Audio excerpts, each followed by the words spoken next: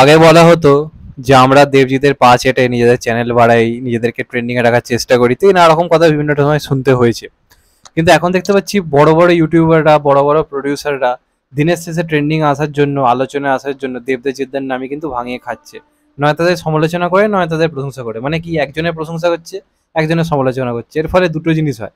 এক, যেটা হয় কি, যাকে নিয়ে খিল্লি করছে তার ফ্যান্সরা রেগে মেগে এসে খিস্তি দেবে।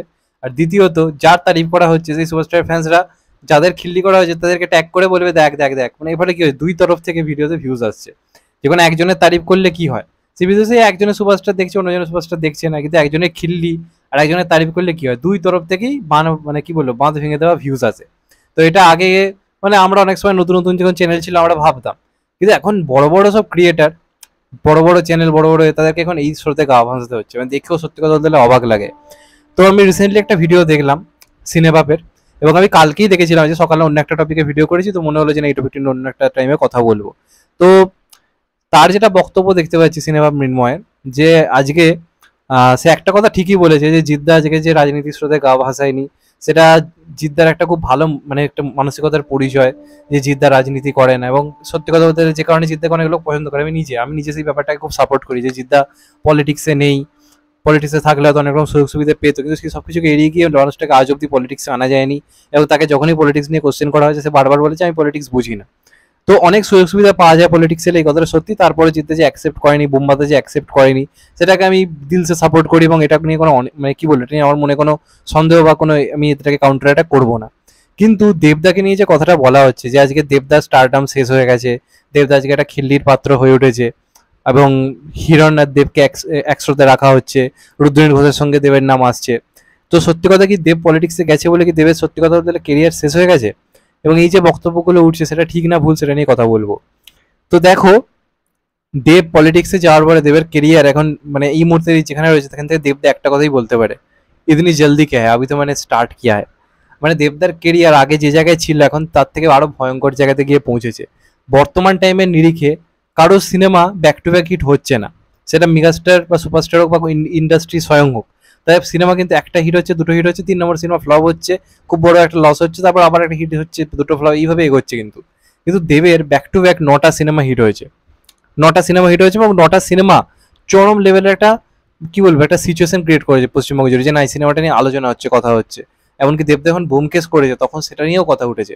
গাদার 2 এবং ওএমজি 2 এর ঝড়ের মাঝে ওই সিনেমাটা কিন্তু রমরমি চলে গেছে। এবং প্রত্যেকবার এই যে বড় বড় ক্লাসগুলো হিন্দি সিনেমাসে করেছে, তার মধ্যে কিন্তু পুরোপুরি মেরুদণ্ড নিয়ে এসে লড়াই করেছে কিন্তু দেবদা। মানে প্রত্যেকটা সময় আপনারা দেখুন না, ডাঙ্কি সালার একটা উইন্টারের টাইমে, একটা ক্রিসমাসের টাইমে যদি কোনো বাংলা সিনেমা না থাকতো, একটা আমাদের ইন্ডাস্ট্রি হাস্যকর জায়গা তৈরি হয়ে যেত। দেবদা কিন্তু এসছে, লড়ে গেছে, সিনেমা হিট করিয়ে দেখেছে, পুজোর সময় বাহায়তি এনেছে। তো এই যে কথাটা হচ্ছে দেবদা ভোটে গেছে বলে, এবং অনেকের বক্তব্য দেবদা নাকি লোক দেখানো কাজ করছে, মানে এই যে ভোটের টাইমই নাকি দেবদা হেল্প এটা ওটা করছে। ভাই দেবদা দেখিয়ে দেখিয়ে কাজ করে না, যে আমি এই করছি, হ্যান করছি, ত্যান করছি। ঘাটালের লোকের কাছে দেবদা একটা ভগবান। আমার দেখবেন অনেক আগে একটা আমি পাবলিক রিয়াকশন ছেড়েছিলাম দীঘাতে গিয়ে, যে কে বেশি জনপ্রিয়, দেব নাকি জিৎ। দুজনকে নিয়ে সেখানে একটা তুমুল জনপ্রিয়তা রয়েছে। কিন্তু কিছু মানুষ ছিল যারা কিন্তু দেবদাকে সাপোর্ট করেছে তার পলিটিক্যাল দিকটার জন্য, যে এই মানুষটা সত্যি হেল্প করেছে, এই মানুষটা কিছু করে দেখিয়েছে।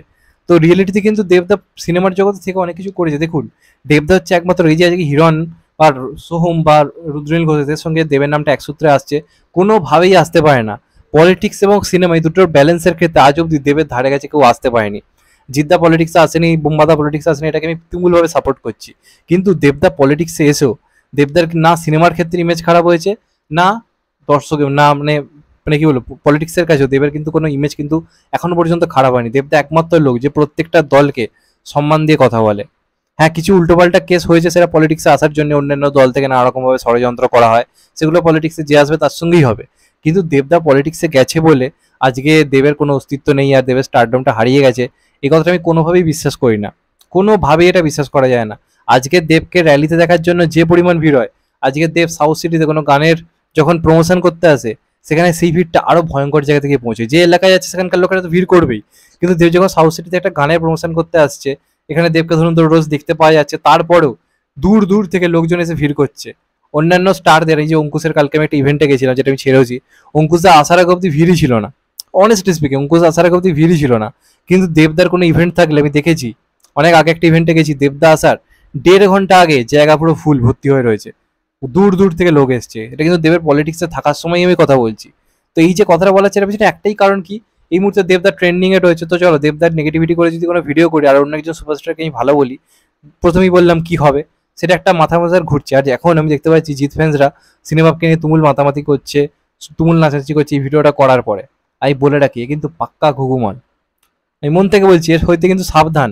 জিৎ ফ্যান্সরা ভুলে যেও না চেঙ্গিসের সময় ওই কন্টেন্ট ক্রিয়েটার কি করেছিল, চেঙ্গিস নিয়ে কি পরিমাণ নেগেটিভিটি ছড়ানোর চেষ্টা করেছিল। আই থিঙ্ক তোমরা ভুলোনি, তখন আমি রিপ্লাই ভিডিও বানিয়েছিলাম।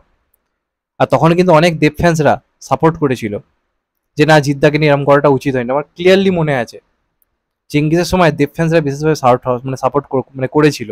কিন্তু কোথাও গিয়ে আজকে আবার দেবজিতের মধ্যে যে দেবজিৎ ফ্যান্সদের মধ্যে সম্পর্কটা যে খারাপ হয়েছে, কিছু কন্টেন্ট ক্রিয়েটার কিছু প্রডিউসারের জন্য দায়ী। এরা প্রত্যেকটা সময় দুই ফ্যানের মধ্যে লড়াই লাগাবার চেষ্টা করছে, সেটা পা দিচ্ছে কিছু দেবজিৎদা ফ্যান্স। আমি বলছি পাক্কা ঘুঘু মাল হইতে কিন্তু সাবধান। আজকে হতে পারে জিদ্দার তারিফ হয়তো করেছে, তোমরা হয়তো ভাবছো সে জিদ্দার বিরাট বড় ফ্যান, কিন্তু চেঙ্গিসের সময় কিন্তু নেগেটিভিটি সে করেছিল। তো যখন যে ট্রেন্ডিং এ থাকে তার এগেনস্টে সে নেগেটিভিটি করার একটাই কারণ, জানে যে প্রচুর পরিমাণে ভিউজ আসবে। এই হচ্ছে বেসিক্যালি কারণ। কারণ এখন সেই আগের মতো মজার ভিডিও আর চলছে না, সেই লেভেলে ভিউজটা নেই যেটা সে ডিজার্ভ করে। একটা চ্যানেল ধরুন যেখানে 1 মিলিয়ন 2 মিলিয়ন ভিউজ আছে, সেটা যদি আজকে 1 লাখ বা 80,000-এ মানে নেমে যায়, সেটা কোথাও গিয়ে তাদেরকে হার্ট করে। যে আজকে আমাদের চ্যানেলে অ্যাভারেজ ভিউজ আছে ধরুন কথা কথা বলছি 1,500 2,000 3,000 4,000, সেটা যদি 100 200 নেমে আসে আমাদের অবস্থাটা কেমন হয়? তখন মনে হবে চলো একটু উল্টো পাল্টা কিছু করি। তো এটা হচ্ছে ঠিক তাই, এদের কন্টেন্টের এখন ভিউজটা কমে গেছে। তো চলো আজকে দেবদাকে নিয়ে খিল্লি করি, কালকে জিদ্দাকে নিয়ে খিল্লি করি, আজকে দেবদার তারিফ করি, কালকে জিদ্দার তারিফ করি। তো এটা আমি বিশ্বাস করি। আর পলিটিক্সে গিয়ে অনেকের হয়তো অবস্থা খারাপ, কিন্তু যারা ব্যালেন্স করতে জানে দেবদার মধ্যে তাদের কোনো ক্ষতি হয় না। আজকে কমল হাসানের আমরা ফেসবুক পেজ খুলে দেখুন, ওখানে কত পার্টির হয়ে আমরা দেখতে পাচ্ছি কমল হাসান এখান ওখান যাচ্ছে। তো তাই বলে কি কমল হাসানের ইন্ডিয়ান টু ফ্লপ হবে? কখনোই হবে না। পলিটিক্স দিকটা আলাদা আর সিনেমা দিকটা আলাদা, দুটোর ক্ষেত্রে কোনো মিলেনি। দুটো জায়গায় যে ব্যালেন্স করতে পারে তারাই হচ্ছে আসল হিরো, সেটা দেবদা বারবার করে দেখিয়েছে। এটা ঠিক কথা যে জিদ্দা পলিটিক্সে জানি, মদা পলিটিক্সে জানি, এটা বিরাট একটা ভালো দিক। কিন্তু দেবদা গিয়েও অনেক ভালো কাজ করেছে। কোভিডের সময় সে কি করেছিল, আই থিঙ্ক চোখে ঠুলি না পড়া থাকলে আমরা কেউ ভুলতে পারবো না। আর অপরদিকে সিনেমার ক্ষেত্রে তার বক্স অফিসটা কোথায় গিয়ে পৌঁছেছে এটা আমরা সবাই জানি। আজকে চ্যালেঞ্জের সময় যে পরিমাণ ক্রেজ ছিল, আজকে প্রধানের সময়, বাঘাযতীনের সময় সেই লেভেলের ক্রেজে কিন্তু রয়েছে। আর খাদান এলে এর অবস্থা খারাপ হয়ে যাবে। যখন খাদান এসে দেখবে এই পলিটিক্স করার পরে সেটা একটা তুমুল ওপেনিং নিচ্ছে, তখন বুঝতে পারবে যে কত ধানে কত চাল। দেবদার না কোনোদিন স্টারডম কম ছিল, না কোনোদিন কম থাকবে। অনেকেই ভেবেছিল যখন দেবদা পলিটিক্সে যায় 2014 সালে, সবাই বলেছিল কেরিয়ার শেষ। আজকে সে টপ জায়গাতে অবস্থান করছে, টপ জায়গাতে সে রয়েছে। তো এই যে বিভিন্ন সোকল্ড প্রডিউসার এবং বিভিন্ন সোকল্ড কন্টেন্ট ক্রিয়েটার একবার দেবদার নামে একটা জিদ্দার নামে যে অপমানজনক কথাগুলো বলছে, এদের স্রোতে ভুলেও গা ভাসাবেন না। দেবজিৎ একেবারে পরিপূরক ছিল, একেবারে পরিপূরক থাকবে। দেব আর জিৎ ফ্যান্সরা একেবারে পরিপূরক ছিল, পরিপূরক হবে। কারণ বাংলায় যে অডিয়েন্সটা, সেটা দেবদার আর জিদ্দার ফ্যান্সরাই দেখে 99%। তারা যদি এখন এইসব লাফালাফি ঝামেলার মধ্যে পড়ে যায় তাহলে সেটা ভুল হবে।